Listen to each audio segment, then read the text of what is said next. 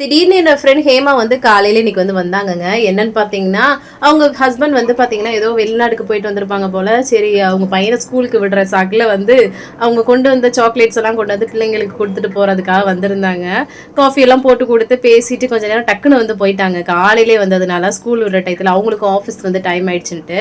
அப்புறம் கவன்லாம் வந்ததுக்கப்புறம் அந்த சாக்லேட் எல்லாம் பிரிச்சு காமிச்சிட்டு இருந்தேன். காலையில வந்து பார்த்தீங்கன்னா, இன்னும் நெறைய இருந்தது. அந்த சாக்லேட்லாம் அப்புறம் ஹஸ்பண்ட்க்கு குடுத்து விட்டேன். அப்புறம் வந்து பார்த்தீங்கன்னா ஆஃபீஸுக்கு. அப்புறம் இங்கே அம்மாச்சியும் கொடுத்துட்டு நானும் சாப்பிட்டுட்டு அப்புறம் வந்து வச்சுருந்தேன்.